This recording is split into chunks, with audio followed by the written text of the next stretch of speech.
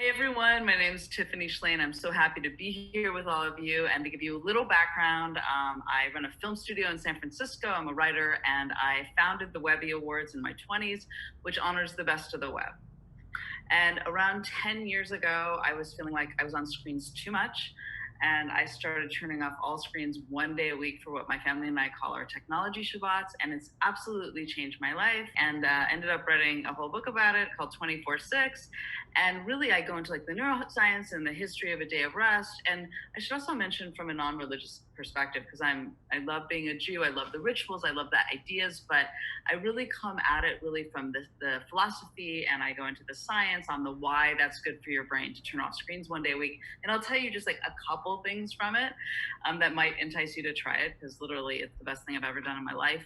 One of them is, as a filmmaker, I look at creativity like an athlete, anything that's going to get me into a creative mood. And what I've noticed over 10 years is my most creative ideas come on my tech Shabbats. And there's so much neuroscience research to back this up that your brain needs to not get new input for a certain point throughout your week.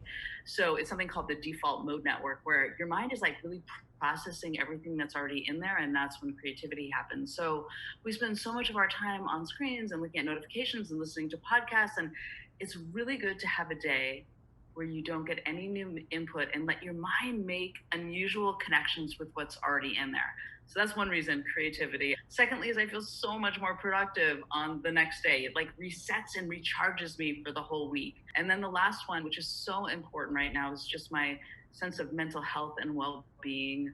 I think that when you're on the internet, you're in a constant state of wanting more, which can be like wonderful. You want more information, you want more news, you want more notifications, you want more, but that's exhausting. And I find that when I turn off the screens each week, I'm in a state of being grateful for what I already have.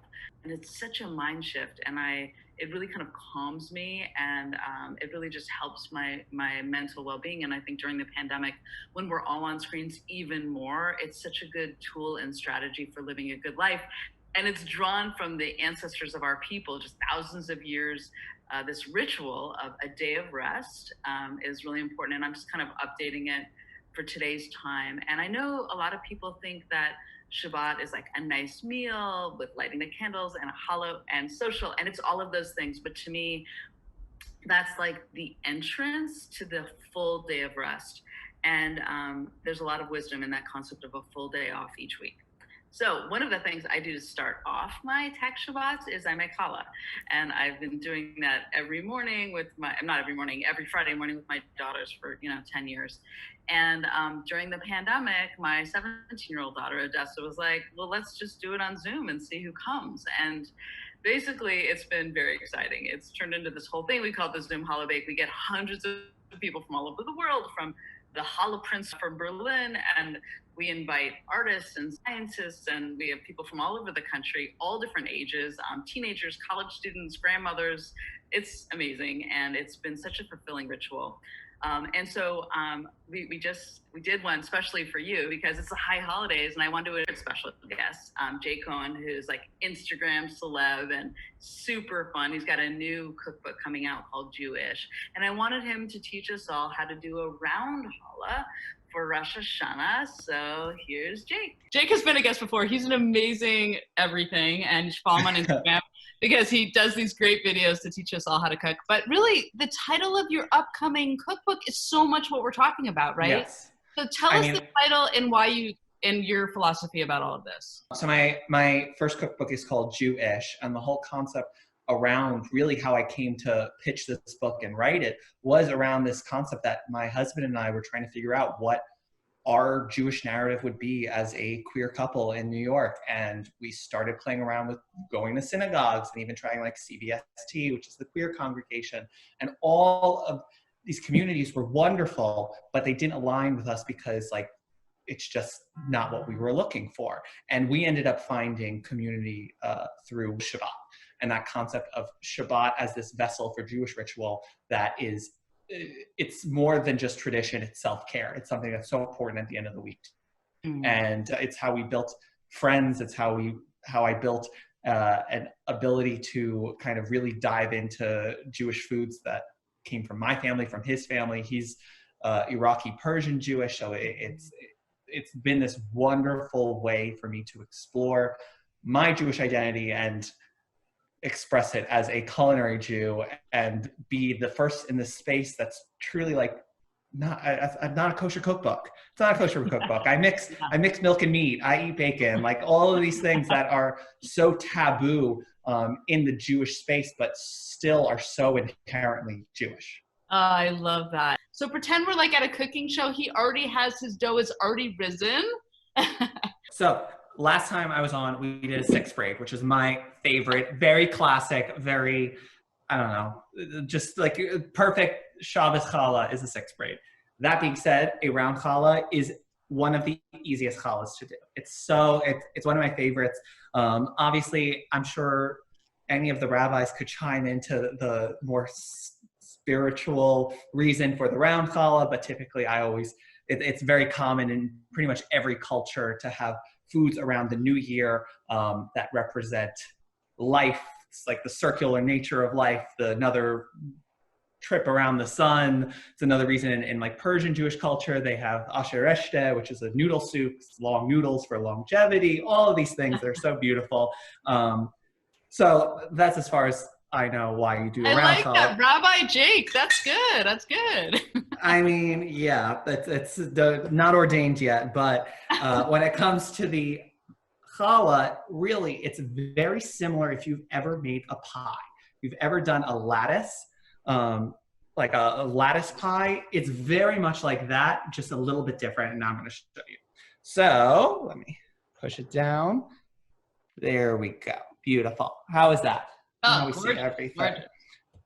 So we have 4 strands, which is very easy. You just split your dough into 4 equal pieces and roll them out into ropes like this. This is about 1.5 feet per rope. And what we're doing is we're going to have 2 like this. You're going to leave a bit of space, about 3/4 of an inch between the ropes. And then we're going to put 2 perpendicular to it. So, like I said, if anyone's done that lattice before, this is where we start with having the crossover. So we want to have this one go over, this one's going to go under. And that is how you would do typically like a lattice. If you had multiple, you just continue to do that pattern. What we're doing is we're now going to have crossovers in the sense of you're going to start taking at the, with each of these little sections. So let's imagine that each section is a thing. You have 12 o'clock, 3 o'clock, though this is upside down for you, 6 o'clock and 9 o'clock. We're going to start to cross over. Very, very easy to see that we want to continue this tradition of under and over. So if it was over, now it's going to go under. That's how you create that kind of weaving appearance. So for example, here, let's look at this section. This one just went over, this one just went under. That means this time around, we're going to cross them. This one's going to go under, and this one's going to go over. And that's our first one. Now we keep going. This one was over, this one was under, so we're going to cross them over this way. Over, under, boom. And then our final one.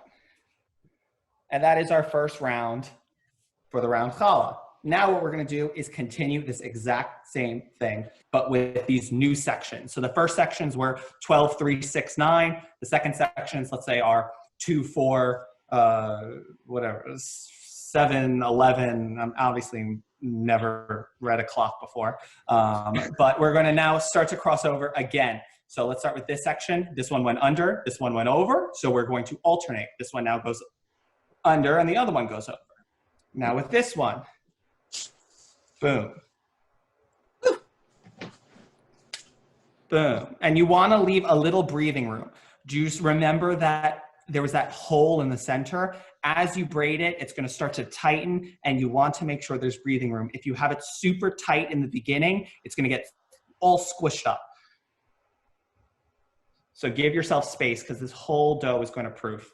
And we keep going. It truly just becomes that, once you get that rhythm. Then how do you, are you just tucking? So once you get to the outer edge, it's so beautiful, by the way. And then as you get to that outer edge of the circle, you're just tucking? Correct, but you want to make sure that you give it one last one. So once we have here, we go back to the 12, 3, 6, 9. We want to go one more. And you think it won't do it, but it does. And then you tuck it in. Oh, it's like you're tucking it into hollow bed. I love that. There you go. There you go. So go around and do it. And you can... Okay, somebody's asking, how do you get the strands so smooth? And I want to know that too. Yes. Mine look quite as smooth as yours. So that is truly one secret. You need to knead your dough enough. My strands are smooth because I knead my dough for 10 minutes. If you knead your dough for any less than 10 minutes and it looks lumpy before you proof it, it's going to be lumpy after you proof it. So the trick is truly, truly, truly to have like a silky smooth dough that only comes about, even like people always love to be like, can I use the mixer? Can I use the mixer? Don't use yes, the mixer. Of course. But you can, but that doesn't mean that you can only use the mixer. If you use the mixer, you still need to throw it on your counter and knead it for 5, maybe you cut off 4 minutes from your kneading time by using the mixer, but you have to get your hands in. That's the only way that you can build up gluten development. It's the only way that you can feel when the dough is ready. I have found great success in the realm of my Instagram and my TikTok in challah braiding tutorials. Shabbat shablam. Since Rosh Hashanah is coming, here's how I make my round challah. I treat this like a lattice and then start to cross over the strands, following this under-over pattern until you completely use the entire strand and can tuck in the ends, just like so, and you have a round challah. So I'm sure you would agree that Jake is a great teacher. I've learned so much from him, and I made a round challah just based on his instructions, so you can too. And I hope you will not only try to make challah, but you know, a full Shabbat, a full day off. You can check out my book 24/6. You can go to zoomhollowbake.com to join us on a challah bake. And mostly, I just want to say that this is ancient Jewish wisdom, just updated for the 21st century, and you can get so much out of it. And Rosh Hashanah and the high holidays are all about looking at the way you're living your life. What do you want to change? What do you want to do differently? What rituals do you want to bring in to make your life better? So, you know, turning off screens one day a week for me has made me feel more creative, productive, made me feel better, and it can bring so much. And this is wisdom from our ancestors. So I wish you an incredible Rosh Hashanah, Shana Tova.